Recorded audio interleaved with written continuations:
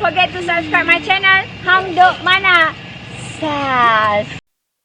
Assalamualaikum, selamat datang lagi ke channel Hang Duk Mana. Mari kita dengar respon Rafizi Ramli terhadap Tung M dan Haji Adi berkenaan isu Melayu. Okey, sebelum itu saya baca sedikit di Malaysia kini ni. Dari Kelantan ke Selangor, Mahathir sertai Hadi satukan Melayu. Menjelang permulaan kempen 6 pilihan raya negeri pada hujung minggu ini, bekas Menteri Tung M dan Presiden Hadi Awang memilih Selangor Kubu Perkhidmatan sebagai pentas penampilan bersama kali kedua mereka. Okey, mari kita dengar respon dari Rafizi Ramli berkenaan isu Melayu. Di akhirnya kita komen macam biasa. Kempen Perikatan Nasional. Modal kempen Perikatan Nasional ialah orang Melayu kena bangkit kerana kerajaan perpaduan yang ada ni, Pakatan Harapan, Barisan Nasional, GPS, GRS dan parti-parti lain, ini tidak melambangkan dan mewakili Melayu di negara ini. Jadi Melayu telah hilang kuasa. Tambah pula, bila bakal Mursyidul Am PAS yang baru, Tun Mahathir pun ulang yang sama. Korang gelak. Jadi sebab itu, memang kita ada segelintir daripada rakyat kita yang dia tutup terus sebarang hujah, sebarang perbincangan. Dia tak tengok kepada fakta pun.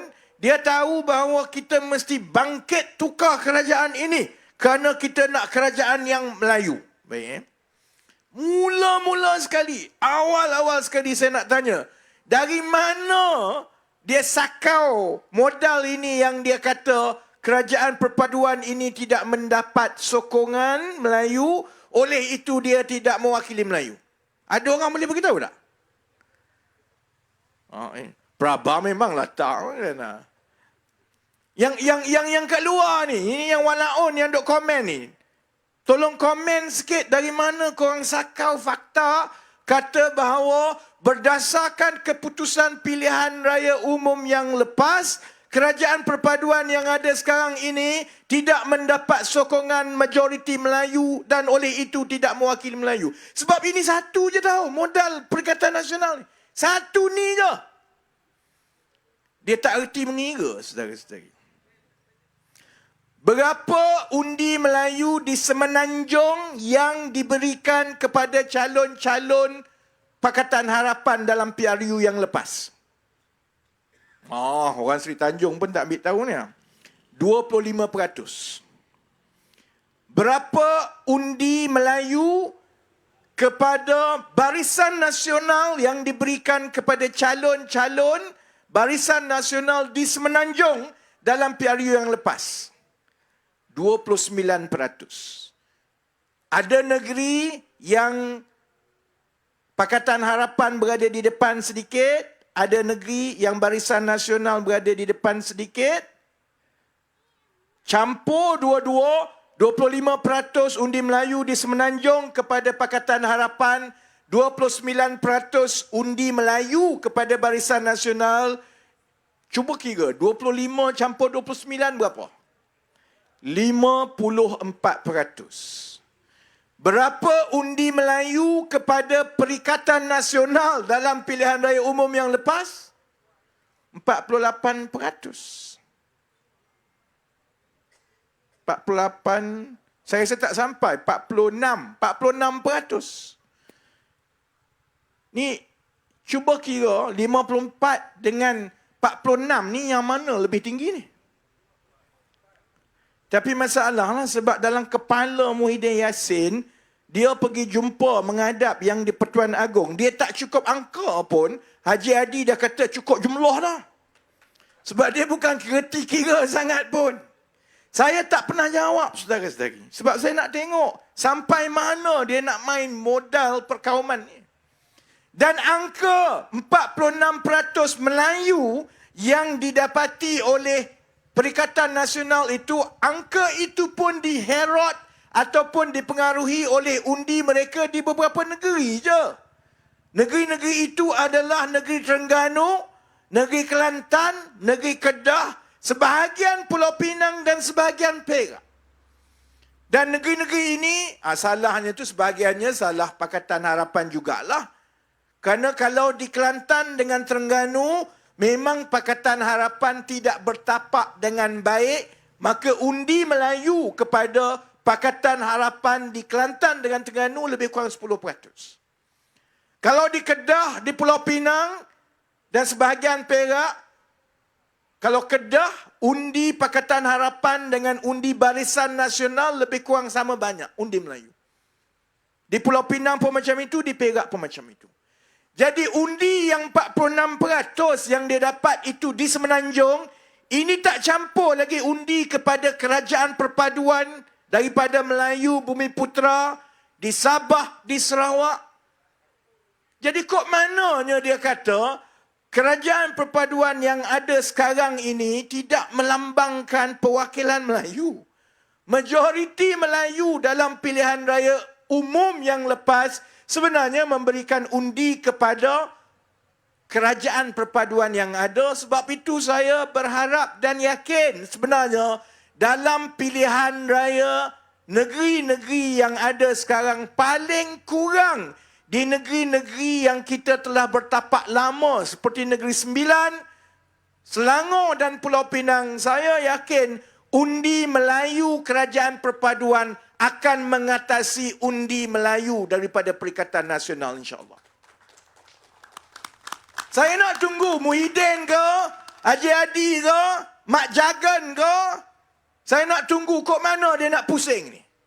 Fakta itu jelas. Macam mana kita dapat fakta itu dan kenapa saya tak sebut benda ini awal-awal lepas keluar keputusan pilihan raya umum? Sebab kita tunggu keputusan rasmi daripada SPR. Keputusan rasmi daripada SPR memberikan perincian undi mengikut umur dan saluran di seluruh negara. Daripada situ setiap saluran kita tahu berapa peratus pengundi Melayu, berapa Cina, berapa India. Daripada itulah kita boleh kira keseluruhan negara. Berapa peratus kepada Pakatan Harapan undi Melayunya, berapa peratus kepada Barisan Nasional dan berapa peratus kepada Perikatan Nasional. Jadi kepada yang muda-muda ni, oi, tengoklah sikit faktanya. Jangan ikut bulat-bulat permainan emosi daripada Perikatan Nasional, sebab kita tahu itu satu-satunya modal politik yang mereka ada. Sebab dia tak boleh dah bincang benda yang lain. Kalau masuk pilihan raya negeri ni contohnya, dia nak berdebat dan berkempen dengan kita soal kejayaan membangunkan negeri-negeri dan memberi kesejahteraan kepada rakyat. Kita boleh tunjuk Selangor. Kita boleh tunjuk Pulau Pinang. Dan kita boleh tunjukkan prestasi saudara Amin dan kerajaan sejak mengambil alih daripada syarikat-syarikat kerajaan negeri yang tak untung, sekarang untung dan bagi sumbangan.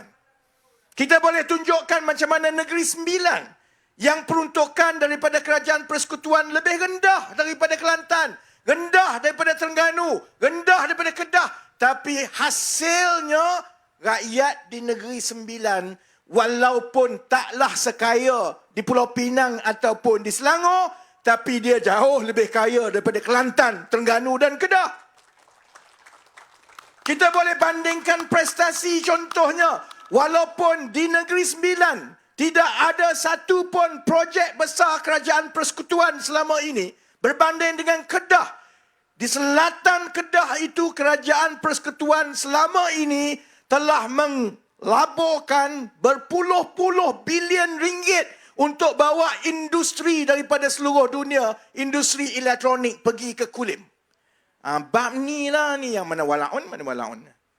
Oh, sikit-sikit dia kata, oh Kedah ada prestasi ekspor yang baik. Oh Kedah ekspor begini. Sanusi dia ulang inilah. Lain kali nak berdebat, bagilah fakta yang menyeluruh. Sebab hasil ekspor, hasil industri dari Kedah itu bukannya datang daripada kawasan-kawasan yang dibangunkan oleh kerajaan negeri.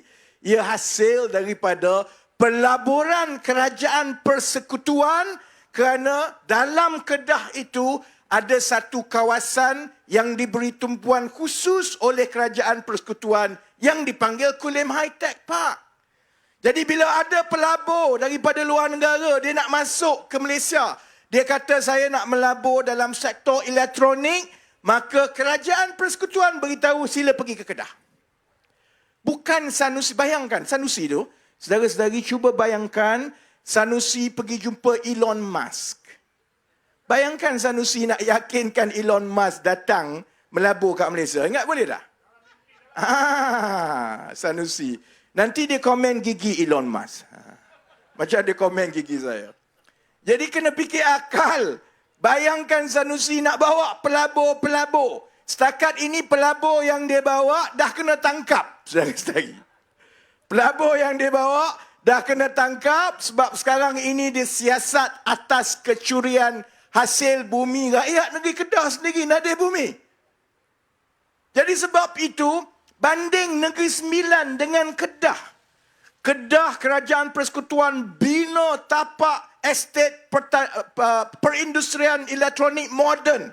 Bawa syarikat-syarikat besar letak dekat situ. Itu pun banding Negeri Sembilan dengan tak ada apa-apa projek persekutuan macam itu, pun Negeri Sembilan lebih kaya daripada Kedah, saudara-saudari. Sebab itu saya kata, dan saudara Amin tahu, bahawa salah satu sumbangan yang saya boleh buat sebagai Menteri Ekonomi, kerana itu menjadi amanah dan tanggungjawab saya menguruskan pembangunan setiap negeri dan wilayah-wilayah daripada perspektif persekutuan. Saya dah maklumkan kepada YB Amin. Malah saya juga maklumkan kepada Yang Tuan sebenarnya. Kita kena perbaiki keadaannya yang mana semua negeri-negeri lain di Semenanjung ini semua berada di dalam wilayah koridor pembangunan ekonomi yang dibiayai khusus oleh projek-projek persekutuan. Kelantan, Terengganu, Pahang, Johor, ini dalam wilayah koridor ekonomi timur. Perak, Pulau Pinang, Kedah, Perlis, ini dalam wilayah ekonomi utara. Nogori, Yilek, tak ada. Melaka, tak ada. Dua negeri ini tak termasuk. Selangor tak apalah. Selangor dah pun ada enjin pertumbuhan dia sendiri.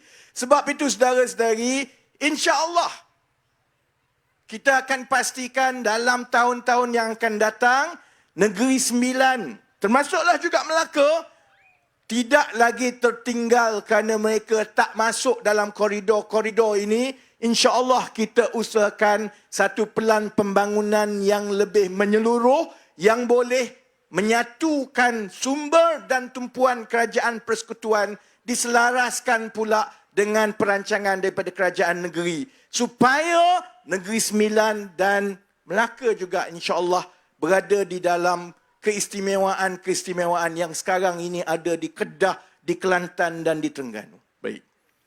Sebab itu saya kata, kalau mereka nak berbincang soal ekonomi, dia tak boleh. Dia nak bincang soal rekod pentadbiran, memang tak boleh. Sebab kalau selama ini dia boleh kata, macam mana kami nak banding sebab kami tak pernah ada peluang untuk tadbir negeri. Sekarang kamu takbir 4 negeri dah. Kelantan kamu dah takbir 33 tahun. Terengganu dah takbir 3 penggal. 59 dulu sekali. Kemudian 1999, sekarang 2018. Kedah kamu dah takbir 2 kali, 2 penggal. Mula-mula masa arwah Ustaz Azizan, sekarang Tebuk Atap Sanusi takbir 3 tahun. Tapi bila kita tengok rekod nak dibandingkan, walaupun negeri-negeri di bawah pentadbiran PAS ini mendapat keutamaan bahawa 50% daripada peruntukan pembangunan persekutuan mestilah diberi keutamaan kepada negeri-negeri di bawah pentadbiran PAS ni. Perlis, Kelantan, Terengganu, Kedah, sebab dia negeri-negeri termiskin, sampai sekarang mereka tak ada yang boleh tunjukkan hasil yang membanggakan. Kelantan kekal sebagai negeri dengan rakyat yang paling miskin. Beza pendapatan purata orang Kelantan dengan orang Selangor, dengan orang Negeri Sembilan, dengan orang Pulau Pinang, jauh sangat, saudara-saudari. Saya tak payah sebut. Malu. Jadi bila dia tak boleh nak banding soal rekod dan prestasi pentadbiran. Kejayaan-kejayaan dia tak boleh senaraikan. Akhirnya dia main apa? Oh, Amin ni bukan Melayu ni. Amin memang bukan Melayu, dia Jawa. Jawa tak? Oh, dia Jawa. Dia bukan Melayu, dia Jawa. Oh, dia mula main lah. Saya ni nasib baik orang Terengganu. Kau tak dah lama aku kena jadi anak Cina. Dia mula akan timbul bahawa dan bila dia tak boleh jawab ni. Kalau tengok jemaah menteri daripada 25 orang menteri. Berapa kita ada menteri sekarang? Dalam 27. 27 orang menteri. 27 orang menteri bukan Melayunya lebih kurang 6 orang je. Tu pun dia kata, dia tak erti kira. 20 orang Melayu Islam lawan dengan 6-7 orang yang bukan Melayu. Di AP ada 4. Kemudian, itulah kan, di AP ada 4, PKR ada 1, 5. Kemudian, Sarawak ada 3 yang bukan Islam, 8. Maksudnya, 8 orang bukan Islam, 19 orang Melayu Islam, termasuklah Jawa semua tu lah. Itu pun dia kata, tak, ini bukan kerajaan Melayu Islam ni. Sebab apa? Sebab yang 4 orang tu sebenarnya boleh kawal semua yang 19 orang. Saya kalau nak ikut fit dah, kalau nak berlawan, saya dengan Lok sama umur. Tapi kalau tengok fitness, saya rasa menang saya kalau bertumbuk dengan dia. Macam mana dia boleh fikir 4 orang daripada DAP ni boleh mengalahkan semua orang 19 yang Melayu? Sebabnya, macam saya sebut, dia dah tak ada modal lain untuk dia berkempen selain daripada bermain emosi. Baik. Okey, tuan-tuan, komen saya lah. Nampaknya tu tak habis lagi main isu pasal Melayu ni. Saya baca sedikit lagi. Dekat Malaysia kini ni hadir sebagai tetamu pada tanah bicara negarawan dan agamawan untuk rakyat Malaysia di Dewan ICT Komisi ICT Center Walk di Shah Alam malam tadi. Kedua-dua mereka mengingatkan orang Melayu Islam tentang kepentingan undi untuk menuntut semula kuasa politik. Ditanya mengenai kebimbangan terhadap orang Melayu, Mahathir mendakwa bahawa semangat pemurah masyarakat itu membawa kepada keadaan semasa apabila masyarakat bukan Melayu menuntut hak ke atas negara yang asalnya milik mereka. Inilah yang berlaku hari ini. Itu dakwa Tun M. Nampaknya Tun M tak habis-habis membawa isu isu Melayu, sedangkan beliau dah merintah Malaysia ni dah hampir lebih 20 tahun. Okey, mari kita terus menyokong kerajaan perpaduan dan PMB Anwar Ibrahim untuk RN nanti. Assalamualaikum.